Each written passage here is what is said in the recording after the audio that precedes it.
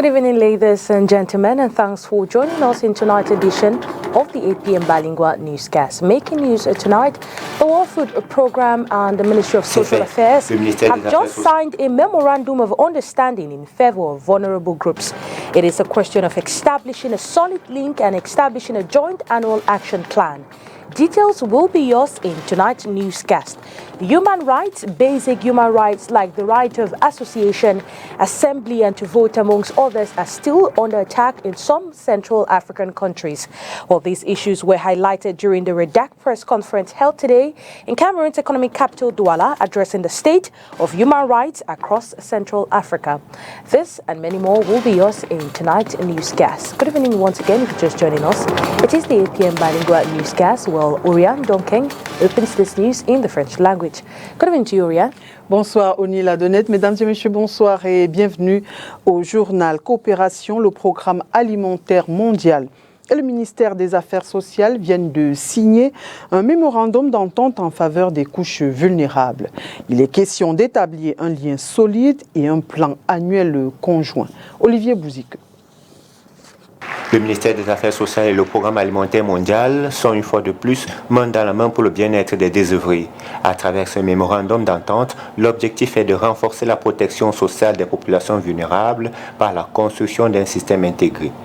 Il s'agit en effet de trouver des réponses aux besoins pluridimensionnels des catégories sociales exposées aux risques dont les capacités de réponse restent très fragiles, les rendant ainsi vulnérables aux chocs économiques, environnementaux, sociaux, etc.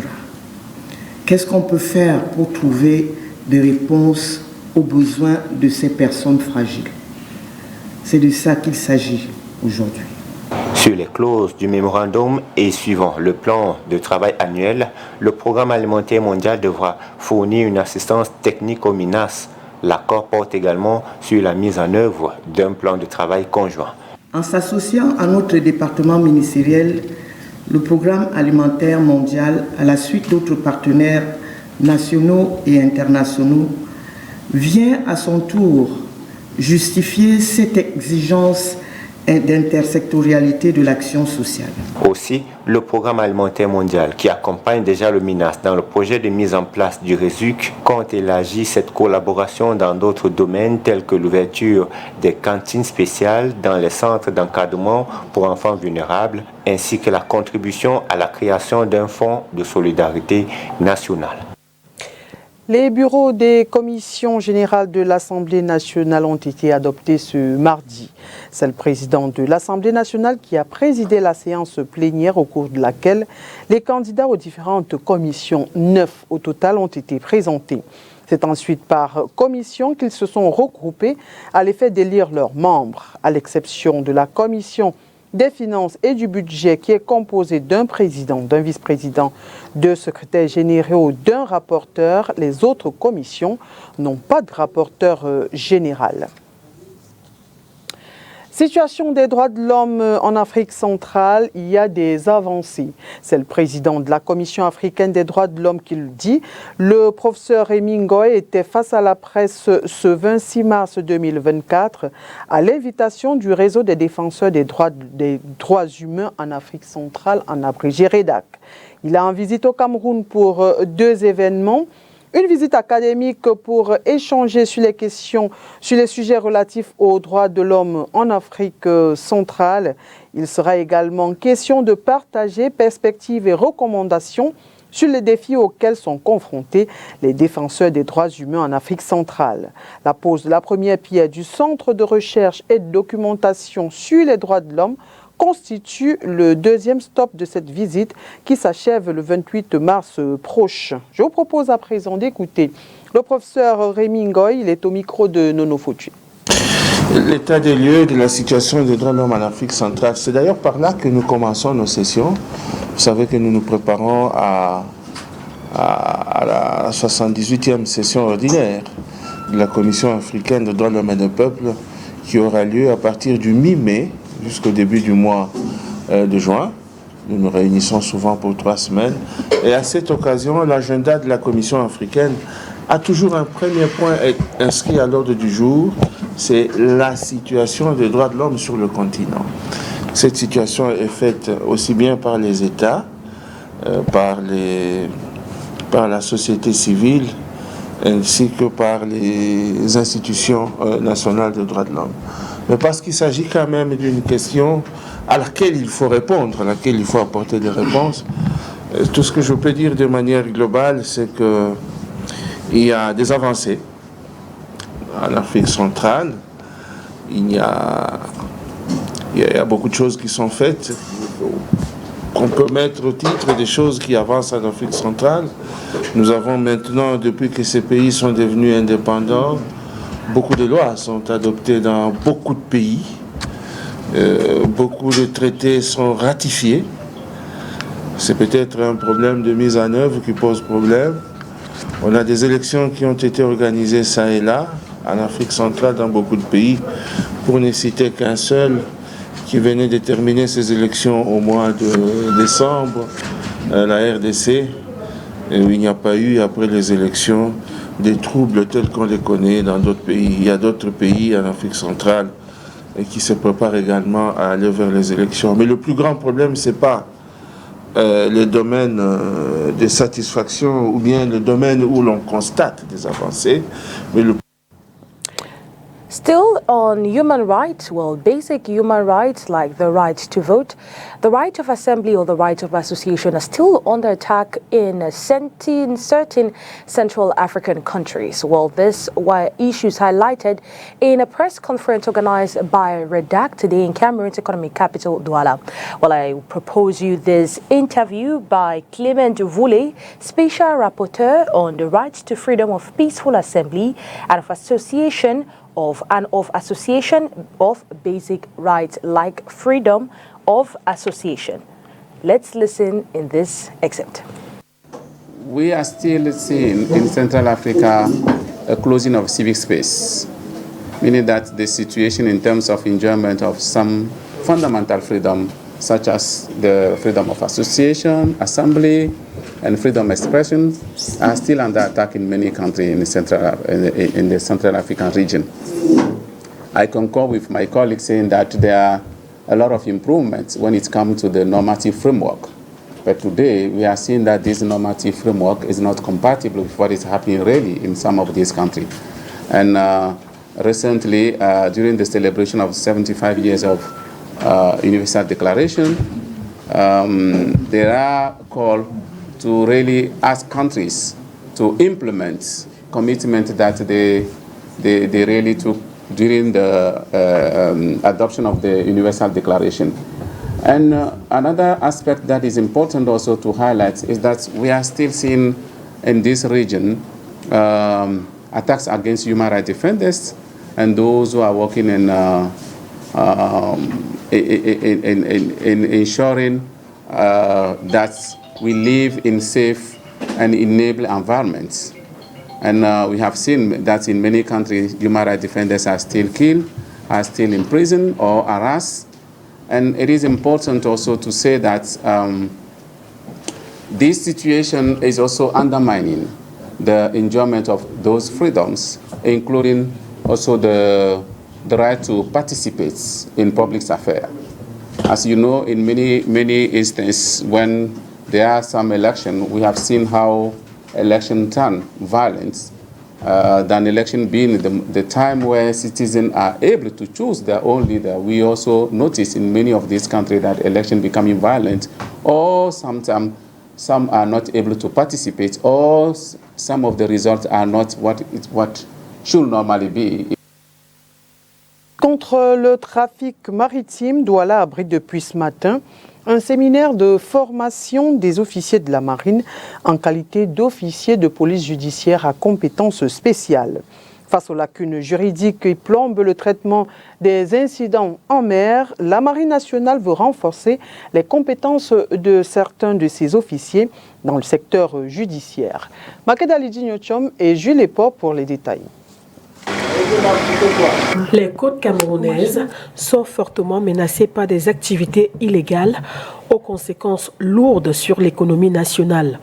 De la criminalité transnationale organisée, tels que les trafics illicites de drogue, des substances, le trafic de migrants, la traite des personnes, des menaces pour la sûreté maritime, telles que la piraterie, le vol à main armée, la contrebande, les actes terroristes contre la navigation, les installations offshore et autres intérêts maritimes. Ces événements ont des conséquences et des impacts importants dans notre pays. Pertes en vies humaines, impact négatif sur le commerce international avec les groupes associés, dégradation de l'environnement, raréfaction des ressources, détresse économique, etc. Face à cette situation, la Marine nationale a élaboré des stratégies qui permettent de réduire ces activités illicites. Les stratégies mises en place par la Marine à travers l'acquisition des moyens navals, la présence permanente en mer, le renforcement de la coopération inter-administration, l'entraînement du personnel, le développement des centres de surveillance côtière permettent de réduire ces activités qui plombent notre économie. Prenons en compte les lacunes juridiques qu'oppose le traitement des incidents en mer et le fait que la marine soit la seule à se déployer qui est intervenue au loin des côtes, la nécessité de faire des officiers de la marine des officiers de police judiciaire à compétences spéciales s'imposait comme la voie privilégiée pour l'efficience des compétences à l'encontre des actes malveillants sur le plan humain. À cet effet, un séminaire de formation des officiers de la marine en qualité d'officier de police judiciaire à compétences spéciales s'est ouvert ce 26 mars ici à la base navale de Douala. Les travaux s'achèvent le 29 mars prochain.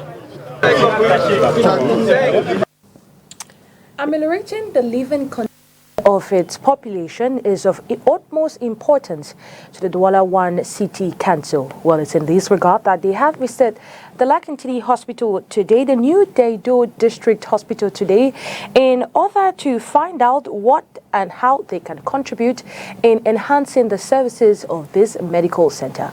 Well, let's listen to this report as prepared by our reporter, Crystal Asexwele. Istanbul traffic police now boast some of the world's supercars. The cars are being seized in a nationwide crackdown on organised crime groups involved in narcotic smuggling and international money laundering. Analysts say Turkey's unique geography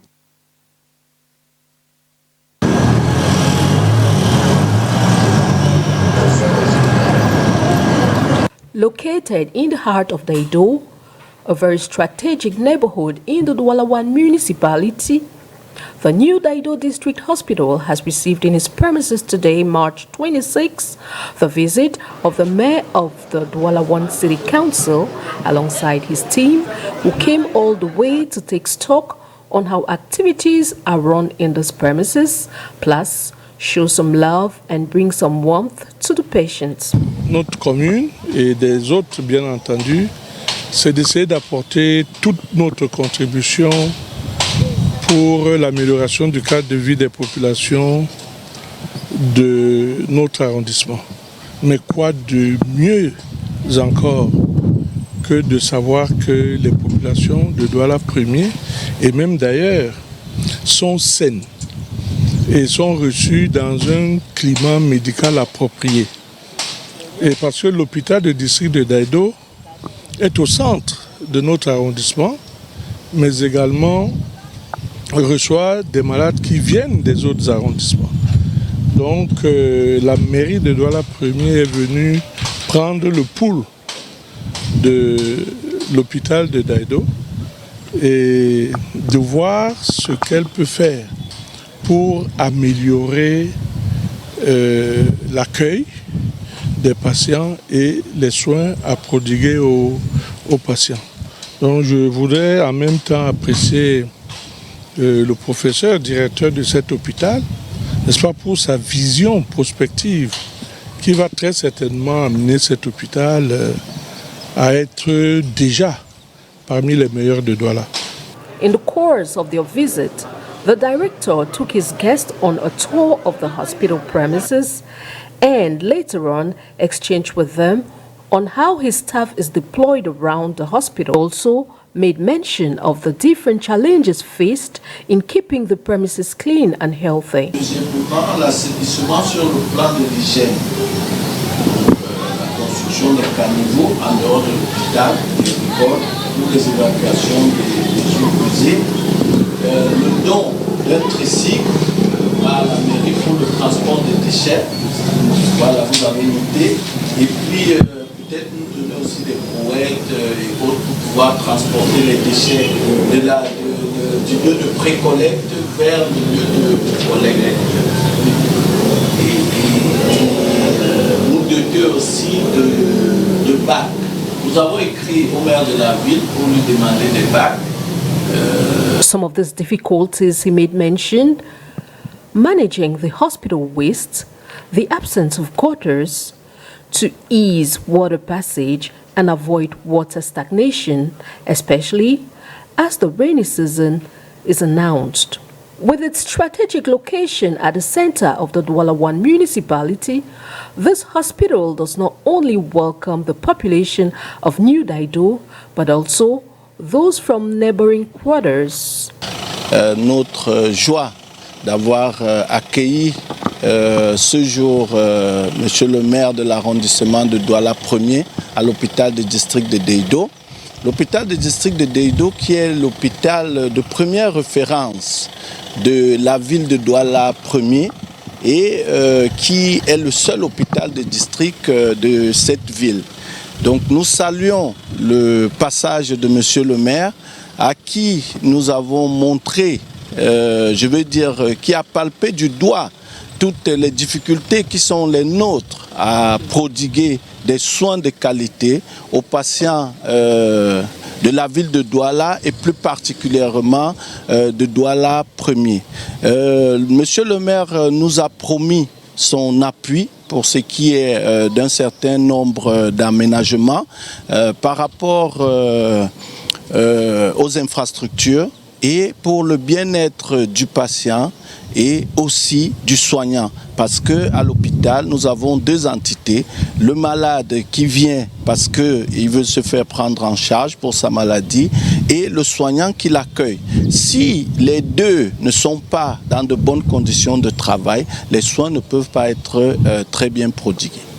Enough reason to give it a befitting image in order to better serve the community with the best and quality health care. Le lycée Jos représentera le littoral à la finale nationale de la compétition Les Petits Génies de la francophonie prévue du 10 au 14 avril prochain à Yaoundé. Ils se sont montrés plus calés en culture générale que leurs challengers. La finale régionale a eu lieu ce mardi à l'Institut français de Douala. Reportage.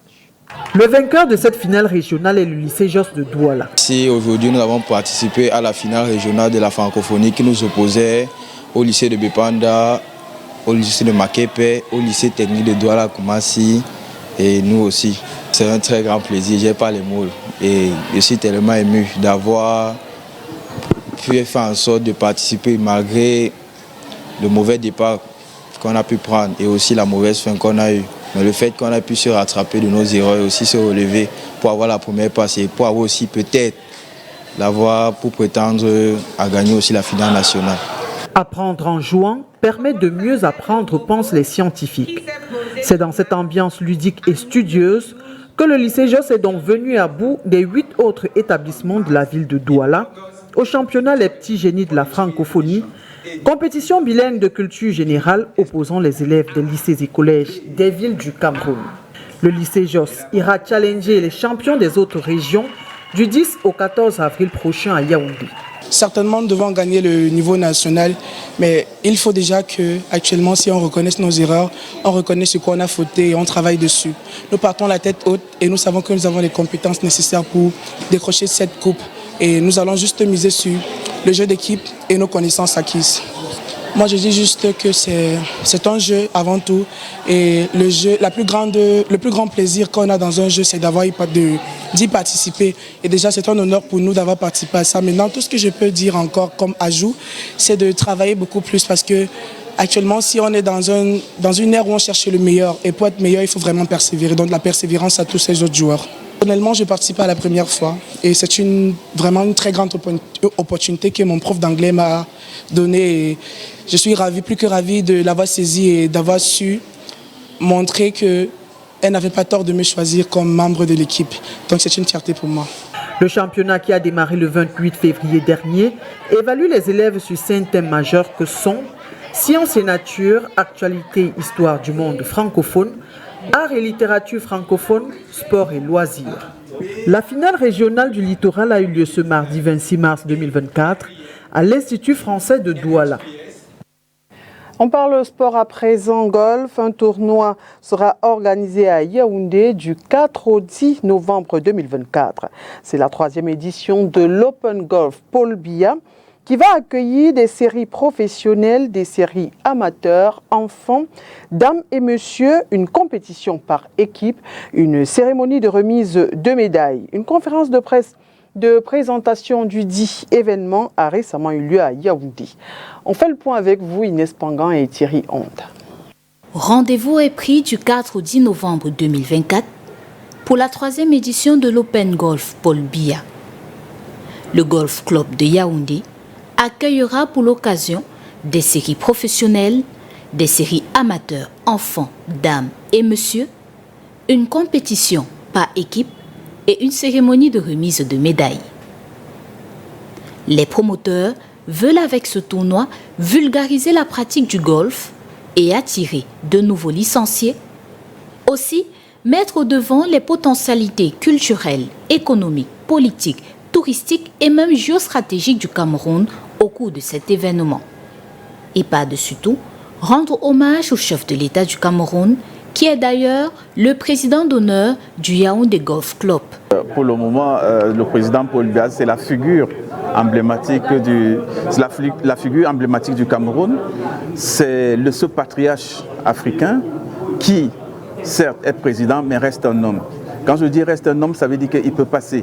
Et s'il passe, il faut qu'on reste avec quelque chose qui va nous rappeler qu'il a été, qu'il a fait des choses pour le Cameroun. Au-delà des stades qu'il construit pour la jeunesse camerounaise, les infrastructures sportives, etc., il faut bien qu'il y ait un sport.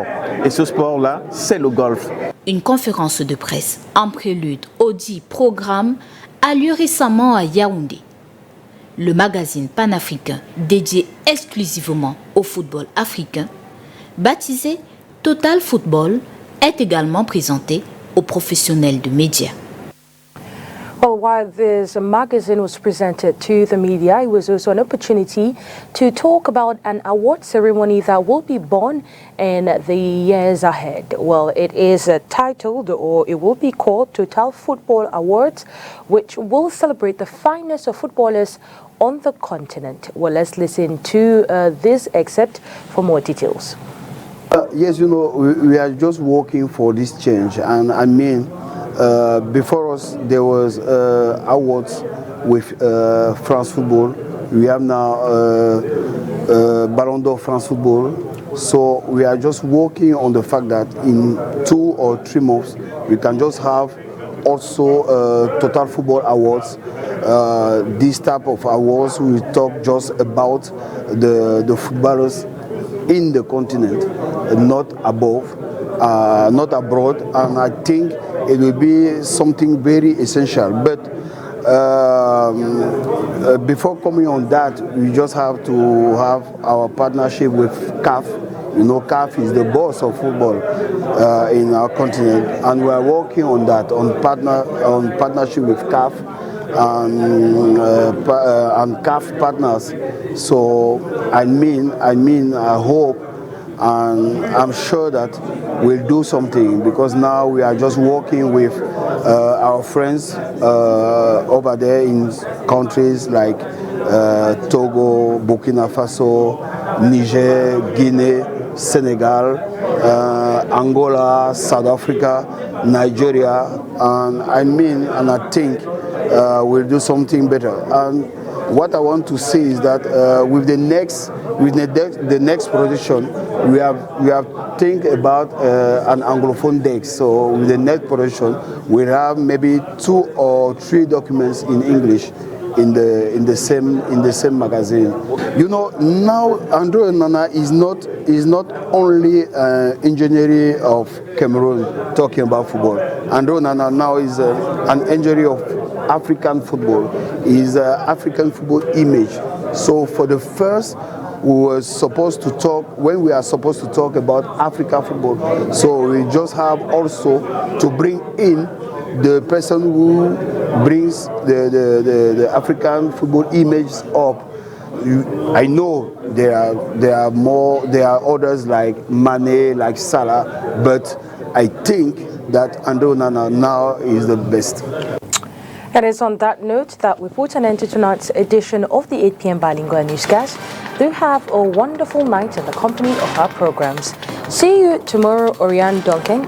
Bonne soirée, Onila Donnette, et à demain, mesdames et messieurs, merci d'avoir été des nôtres et bonne suite des programmes sur Spectrum Télévision.